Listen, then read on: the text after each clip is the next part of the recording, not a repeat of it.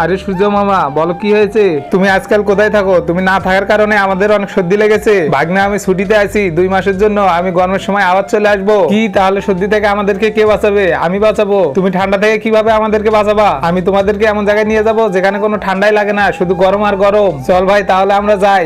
চল ভাই, ভাইয়া ওখানে নিয়ে চলো। আরে ভাই এখানে তো গরম আর গরম, এখানে তো ঠান্ডাই লাগবে না। আরে সব পরার দরকার নেই, সবকিছু খুলে ফেল। আমি তো সবকিছু খুলেই ফেলতেছি, এখানে কোনো পরার এগুলো দরকারই নেই। এখানে খুব গরম, এখানে শীতটা কেটে দেবো। আরে ভাই ওই দেখ, আরে আগুনের জ্বালায় তো সবকিছু আমাদের পুড়ে ছাই হয়ে যাচ্ছে। আরে ভাই চালু করে এখান থেকে চল, না হলে তো আমরা পুড়ে যাব।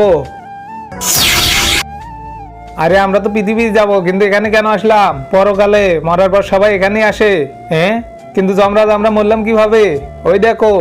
তারপর কি হলো এটা দেখার আগে আজকে দেখবো শয়তানকে হারিয়ে কে কে আল্লাহকে ভালোবাসে। যারা আল্লাহকে ভালোবাসো তারা ভিডিওটা লাইক করে চ্যানেলটা সাবস্ক্রাইব করে দাও। আর শয়তানকে ভালোবাসলে লাইক সাবস্ক্রাইব কিছুই করা লাগবে না, আর কমেন্টে অবশ্যই আল্লাহু আকবার লেগে যাবে।